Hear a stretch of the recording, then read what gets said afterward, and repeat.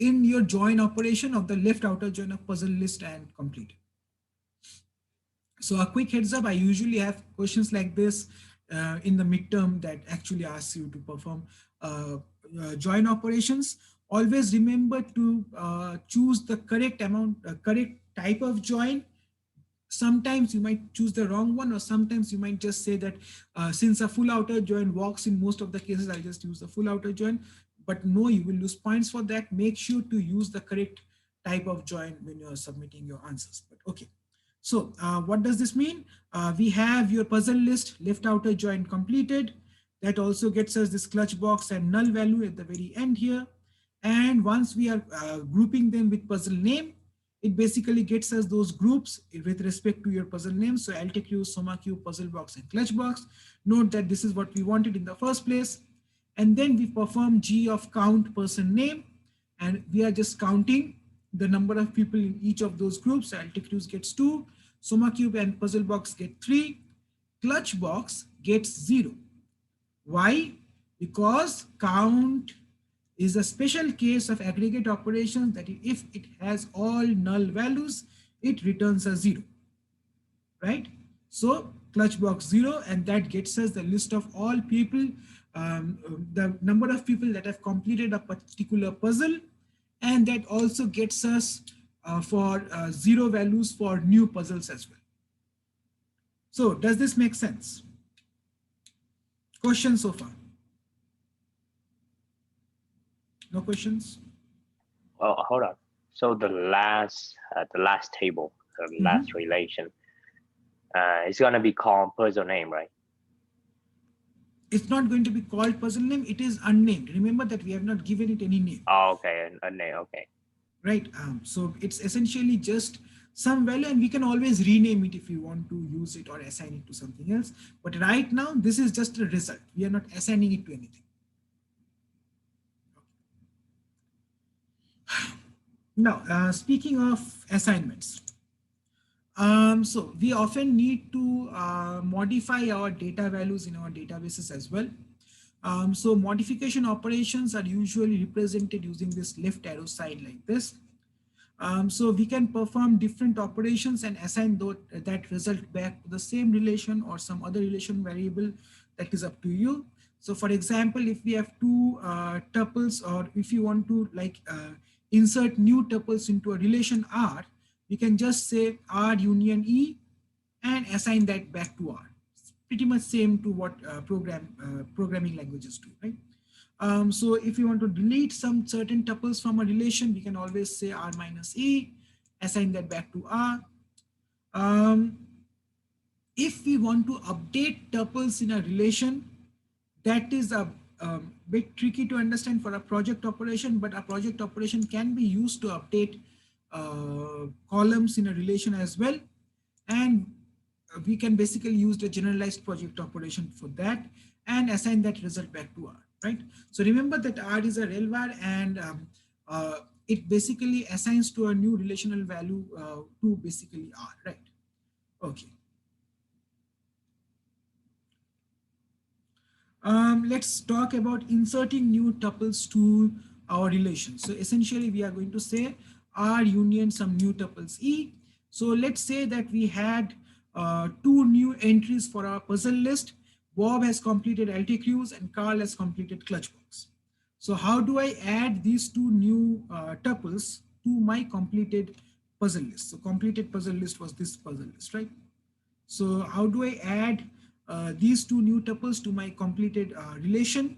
So note the notation carefully, that is completed left assign completed union of these 2 values or these 2 tuples, that is within parentheses and within curly braces, Bob comma LTQs comma Carl comma clutch box, right? And note that these are note the parentheses around all of those things. And this is the way of adding tuples to a relation, but mainly all of these tuples are constant values, right? So these are actual values that we are adding to a relation. And what I mean with that is you cannot have variables in these parentheses. It has to be actual values. It cannot be variables that is like some renamed variable that is the output of some other result. We cannot have that. So in order to add tuples to that, we need to have those individual values. But remember that a union operation would always allow you to add variables together as well, right? So that is not the case. If we want to add individual constant values like Carl something something, we need to have those in double quotes and things like that. Okay. Let's say that, so let's discuss a bit more about inserting new tuples. So let's say that Dave is joining the puzzle club, and I'm going to use this example to death until you guys are bored with it.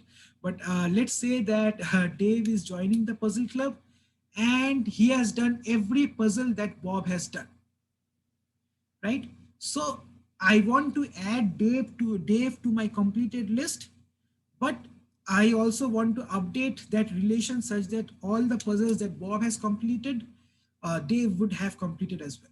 So before I move on to the next slide, can someone tell me the first thing that I would need to do is figure out what puzzles has Bob completed. So how would I figure out the set of puzzles that Bob has completed from my completed relation? I can give you the completed relation as an example. So given this relation, this is the completed relation. I want to know the list of puzzles that Bob has completed. What would be my relational operation?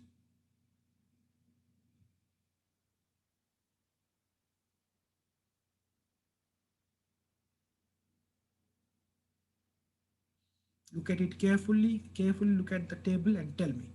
I just want to know, basically, I want to have an expression that results in, so Bob has completed puzzle box, Bob has completed Soma cube. I want to have those two values in my output relation. So what do I write that would get me those two values?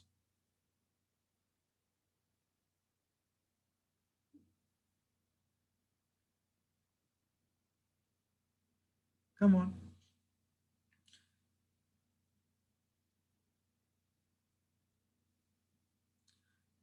Yes, Rez, we would need to use a select, but tell me the entire complete operation. You can type it out like select SELECT for select, project for PROJECT, things like that, or you can just tell me the answer. But essentially, I want you to give me the full expression that would give me all the puzzles that Bob has completed.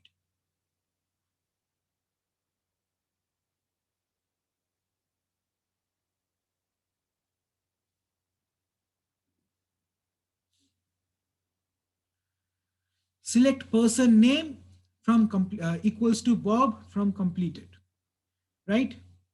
So this would get me all the values that Bob has completed from that completed list. Is Justin correct, or do we need to add more things to it? Given Justin's answer. And you guys can check Justin's answer in the chat window. Justin, do we need to add something else to your solution? I think you're almost there, but we might need something else. In your output values, what is the what is the schema of your output? Is it just the puzzle names, or is it both person name and puzzle name?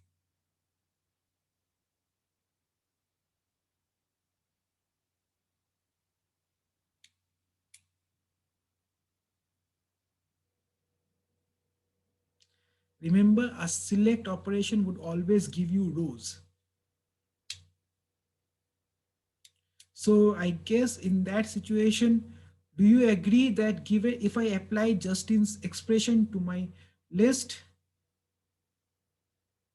Perfect, exactly. You're correct. So remember that a select operation would get me the entirety of my rows. And if I perform Justin's operation, that is select person name equals to Bob, from the completed relation, I would get Bob puzzle box, Bob Soma cube, right? And from there, I can project out the puzzle names from that list to only get Soma cube and puzzle box. Does everyone agree? And yes, Justin, that is right, I believe. Right, so that is how we would get the list of all puzzles that Bob has completed. Now, all we need to do is basically cross that with the name of Dave And that would give us the tuples for Dave, comma, Puzzlebox, Dave, comma, SomaCube. And we can just add those two tuples back to our completed list, right? So essentially, we would do exactly something like this.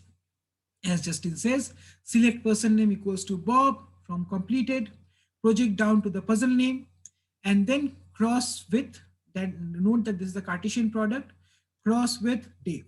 So we get Dave SomaCube, Dave Puzzlebox. Two of those entries.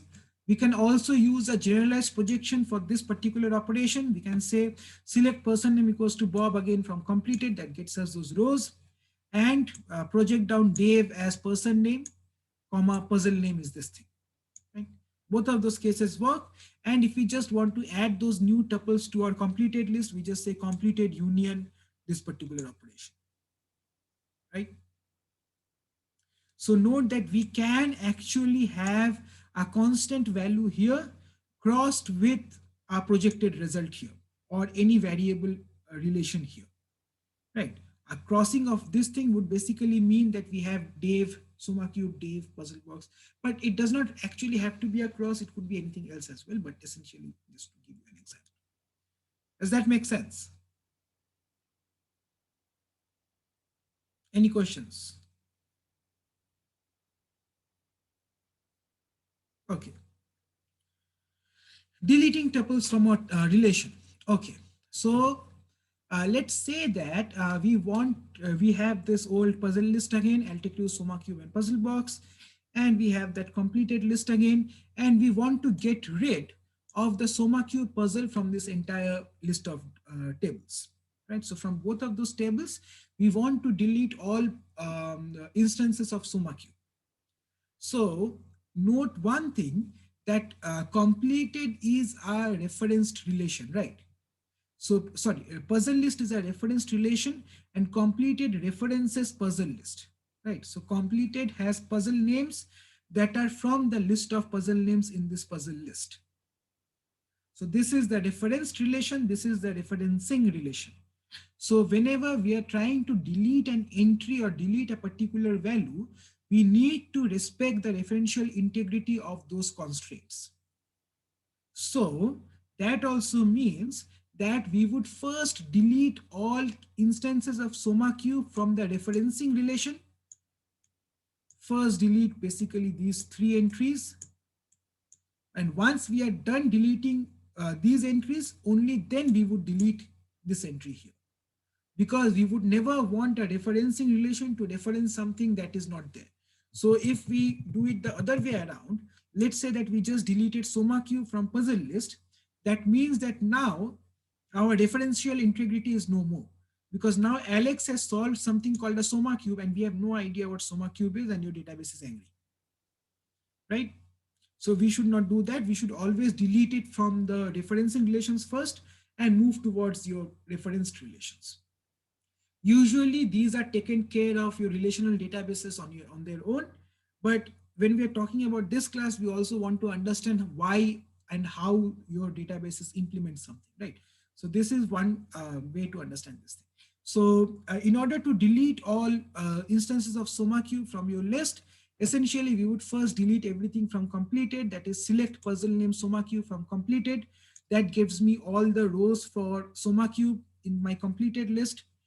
Delete that from completed and assign it back to complete.